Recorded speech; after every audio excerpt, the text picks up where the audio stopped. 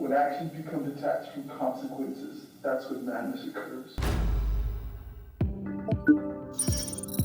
We're in West Palm Beach, Florida for the sentencing of David Anthony. The 44-year-old claims the COVID-19 pandemic, in part, pushed him over the edge and into a violent downward spiral. And my illusion saw the COVID pandemic as an end-of-the-world prophecy, an Armageddon that I felt compelled to escape, no matter the cost. In March 2020, David Anthony tried to convince his estranged wife, Gretchen, to travel with him to Costa Rica, where he believed they could escape the pandemic. The couple had been separated after 5 years of marriage. Gretchen declined, but a few days later, friends and family believed she went missing. Police went to her home, but there was no sign of her. That's when investigators put in a call to David Anthony. Hello? Yep, I'm here. Can you hear me? Anthony claimed Gretchen wasn't missing, but that she was receiving medical attention at a CDC facility. I spoke with Gretchen today. You spoke with Gretchen today? Yeah. Gretchen is receiving treatment for the COVID virus. Unsatisfied with Anthony's explanation of Gretchen's whereabouts, the investigation continued. And then, a breakthrough. In surveillance footage recovered from Gretchen's home, a dark figure can be seen lurking on her patio. Moments later, out of the camera's view, Gretchen makes a muffled cry for help.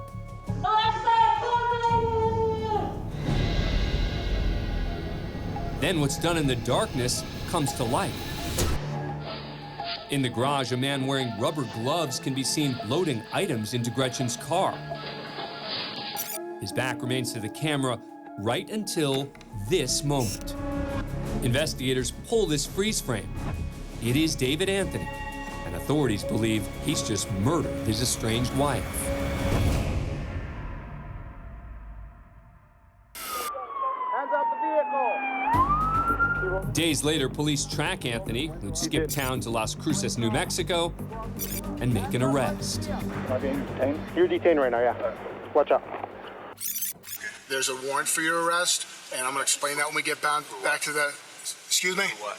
Homicide. For who? Who do you think?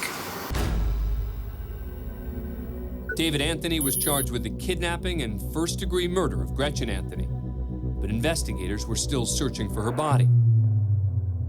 And what's most important to us right now is to find out where she is.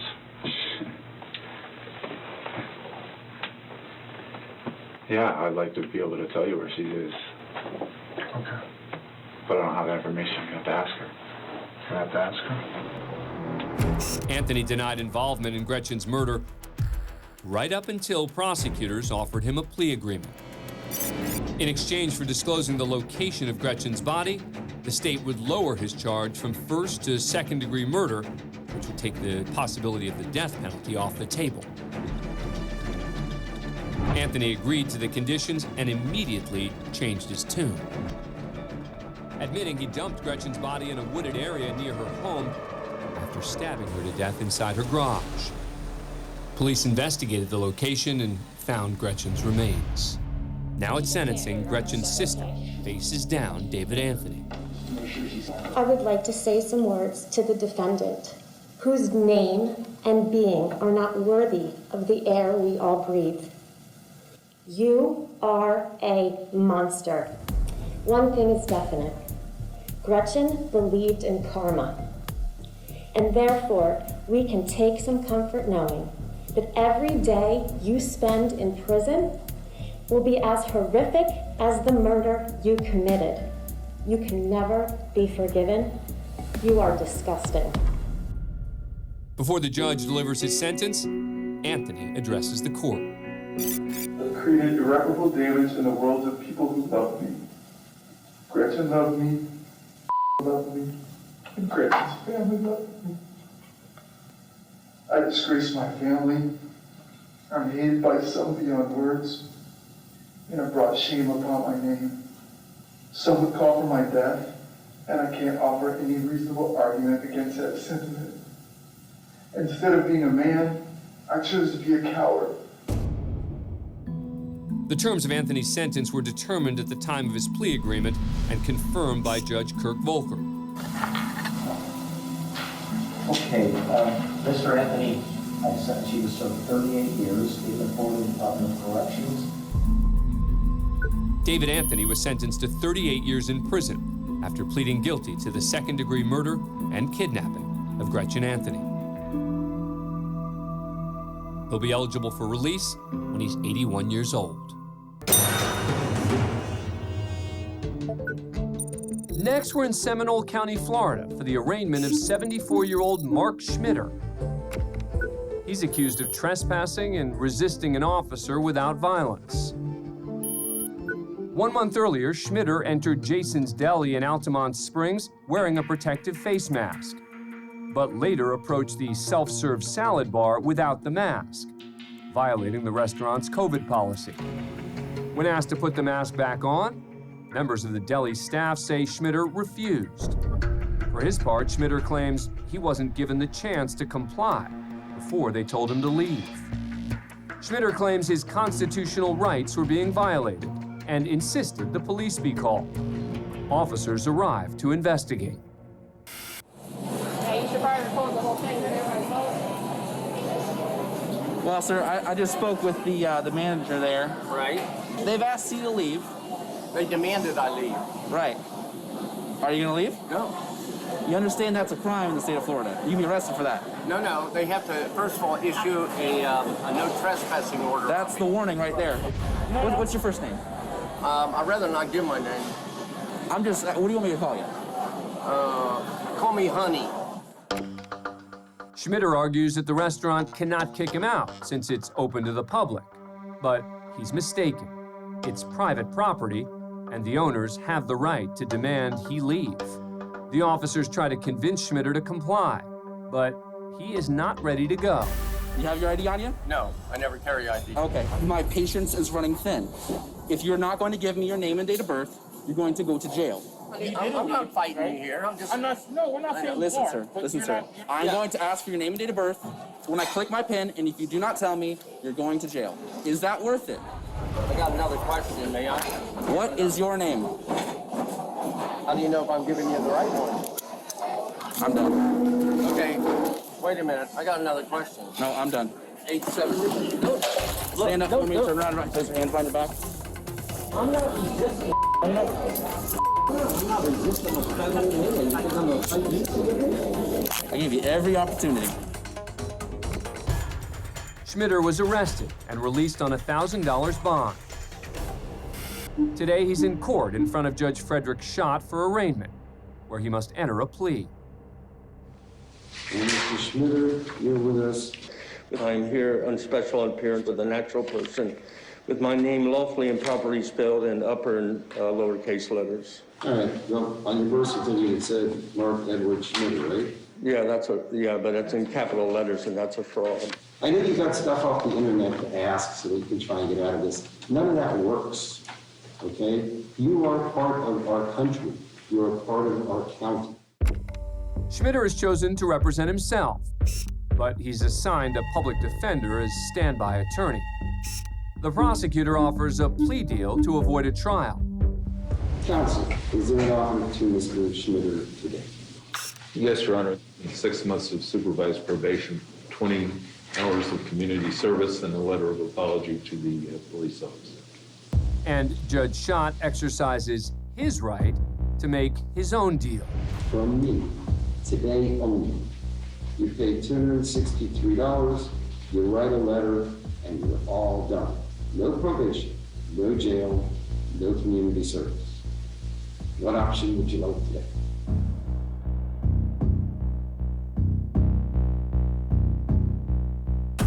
No, I just soon go to court. Good. You want to try? Okay. Schmitter's public defender throws down his pen in disbelief that his client is rejecting the judge's deal. Okay, the charges are a trespass in a structure or conveyance consisting of a refusal to depart Jason's Deli, punishable up to 60 days in jail, and the charge of resisting an officer without violence. I don't understand the nature of the cause of the charges. Well, your attorney will be happy to explain I it. don't want an attorney. I just explained it to you. I object. The judge tries to move on to the point of today's hearing, entering a plea. Are you going to plead no contest or are you going to plead not guilty? I don't understand the charges. I can't. Yes, you do. No, I don't. Then you have to enter a plea. No, I don't have to enter a plea. If you refuse to enter a plea today, no matter what I do, I'm going to remand you. Your Honor, may I have 2 minutes with Mr. Schmitter? Schmitter's public defender takes him outside for a conference. He returns with a new strategy. Under duress and under threat of jail, I make a plea of not guilty. Finally, a plea is entered, and the hearing ends. Schmitter is free on bond, awaiting trial. Next, we head to Cleveland's Municipal Court, where Judge Pinky Carr is presiding. It's March 17, 2020. The country's in the early stages of the COVID-19 pandemic. The person is not here, as I've noted all week. Corona, day 3. Because of health risks, Cleveland's administrative court has issued an order that all hearings for defendants who are not in jail have been postponed. Why is Judge Carr's courtroom still open for all business? Docket number 31, bond is set at $2,500. It's a question on the mind of Assistant Public Defender Mark Jablonski. Is the court having a docket tomorrow? Oh yeah, nothing stopped for me. My cases go on. Does that apply to jails only? No, anyone that shows up. Not everybody watches the news. I actually had people yesterday. I had people today. Yeah, I'm not going to do that to people. The judge's statement contradicts the administrative order regarding COVID-19, and Jablonski wants an explanation. If we are able to get a hold of any of our clients who are scheduled for tomorrow who are not in jail, can we tell them to communicate? No. So the court's administrative order regarding continues? I'm here. If people show up, I'm here. So no, don't call people and tell them not to show up. If they show up, I'm here. But this judge isn't just allowing people to show up, she's punishing those who don't. In the preceding days, she'd issued several arrest warrants, which in court terminology is known as a capias. Capias, bond is set at $5,000. If officer present, no defendant, capias will be issued. Continuing his exchange regarding the order, Jablonski asked the judge about her position one last time. Yeah, don't do that. No concern? Hi, for the 3rd time, I will be here. If people show up, I am here. Okay, thank you. Okay. Sorry. Okay. Jails. Okay.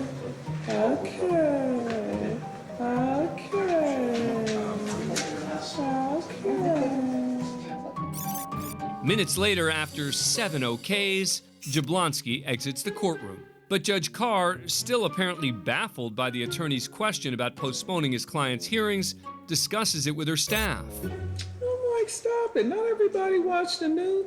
Wait, I'm gonna call him and tell him don't come. I'm sure he is. Look, idiot. But soon after, when the local media hears about the arrest warrants, the judge denies it. If people came to court and they were willing to risk their health, I figured I would return the favor.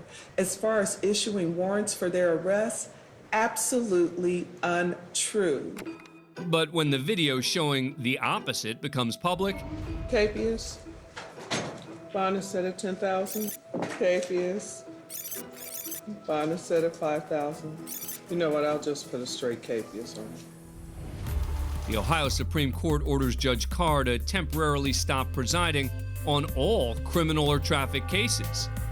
And an investigation by the Ohio Board of Professional Conduct is launched. Carr faces sanctions which could range from a warning to full disbarment. That video shows me in the worst possible light on my worst possible day. And that's not who I am. Next, we go to Jacksonville, Florida, for a sentencing conducted over Zoom. The defendant, Deborah Jo Hunter, has pled no contest to misdemeanor assault. 8 months earlier, Hunter was at a store with her young children when she began arguing with management about an item she wanted to return. Things escalated for several minutes until a bystander, Heather Sprague, began recording the incident with her cell phone. It was early in the COVID pandemic, and Sprague was wearing a protective mask.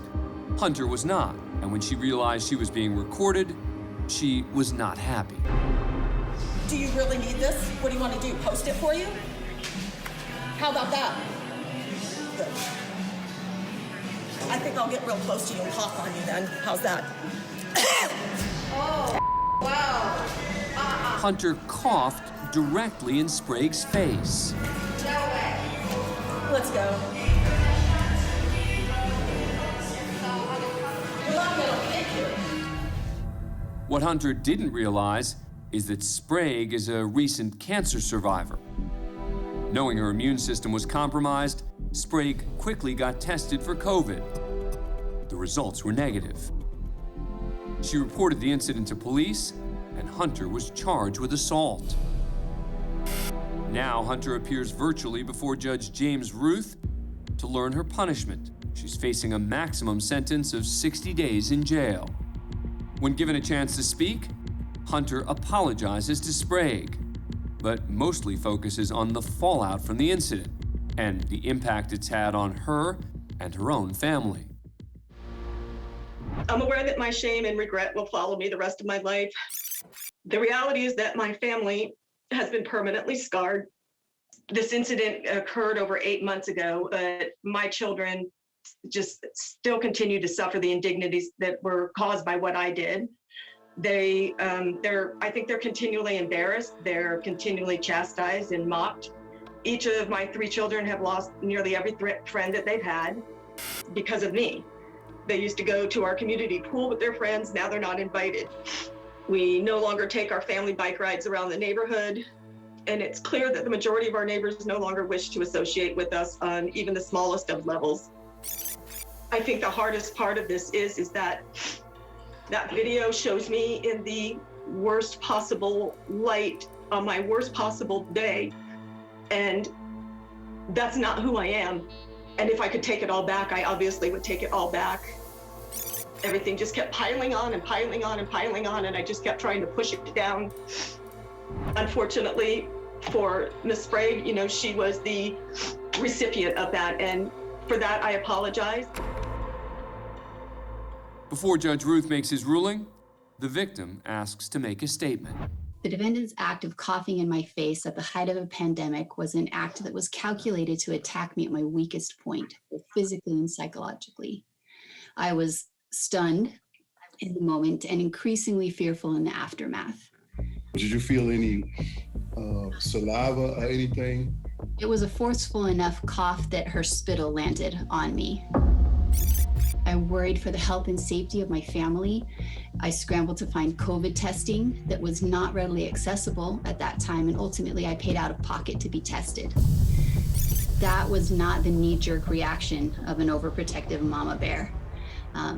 It was an episode that was rooted in privilege and entitlement with an immunity to consequences. I felt strongly at the time, and I continue to feel strongly today, that there should be some accountability for the actions of the defendant. Next, it's the judge who has a few words about what he did and did not hear from the defendant. What concerns me, she talked about what impact it had on her children and her family, but I haven't heard about the potential deadly impact this could have had on the victim. So I will adjudicate you guilty, place you on 6 months probation, also anger management, and 30 days Duval County Jail with credit for 1 day. In addition to the sentence of 30 days in jail with 1 day served, Hunter must also pay a $500 fine and reimburse Sprague $150 for the out-of-pocket COVID test expense.